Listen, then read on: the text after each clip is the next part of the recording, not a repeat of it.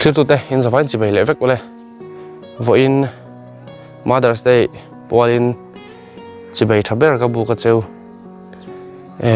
Mother's Day hi kan soi thina an soi thina hiện nay hiện status at tem ho story at te kan nu te kan mangai thu te kan lan ti ra a tha e maro chu Mother's Day hi ni tin zo kan ni o nu le pa nei lo tan te po lali suwa kan pathian hi kan nu kan pa ani ti kha sheila ni tin hi Mother's Day Father's Day ani e ti kha toy te kan zep te la ti chon man ni ya i anu chen kol chepla hi i kati boya chu video in ke kamru ka lak ru kan ya a fi ale fill file le thom vel te pom mai the ma ro chu da ka tum lo ania Mother's Day pol hianin karon da ve don ania top thleng mil an sakatin voi Mother's Day hian anu hi kan unau thumin present haute kan be boka chu po kan hlan lai po chu i aremani chon da lan kan tum don nia in zawa in hun man nom vek ole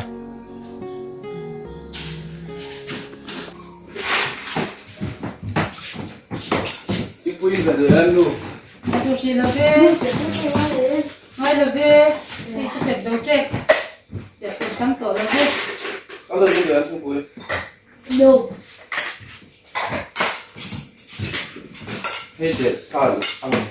Thì tôi chụp đầu tre, phải giúp để đi ông chồng. Nghe không có. Mấy bài cho luôn.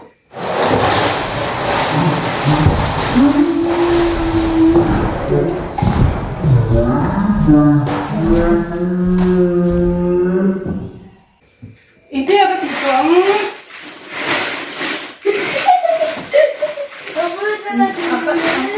Apa kenapa ini ini mau ke tidur ya? Oh, mai itu jono. Ini apa yang kamu ya dok kebuat itu? Ôi thế là sao đây là độ thu. Khai ra mai. Các cái ra là được.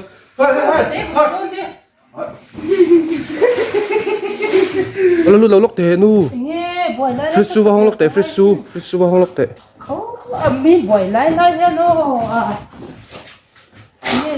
Nghe có phần nó chân chuột. im em thi lên Ôi, thôi.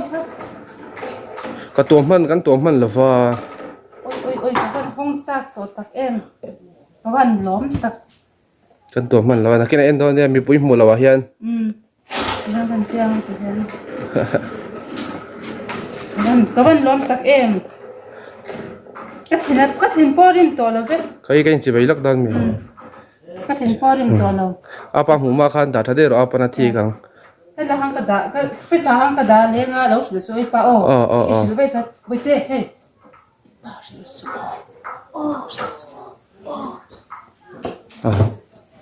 apa shet apa kha chon athik le khang lang tro apa chu no pang chia bok chia Đâu sẽ trả bây bia bằng ô. Là kia nè. Hay là ya chủ phụ nè cái hông nè. Wow, cái tiếng.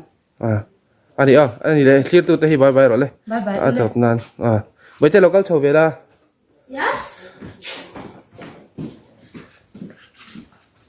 Bye. bye bye clear zel tur te khan in dil don em Cái video hi ina subscribe đó lấy là cần cho ina like nga ina subscribe trước rồi nhớ đến share cái thể hiện được rồi. Ina clear zel don nè. chuan I heta hian apa le ka farnu nei chon hian tel lawa kha kan soi ni chung koin kanon lang thuk ani e le bye bye ro le Bye bye. bye bye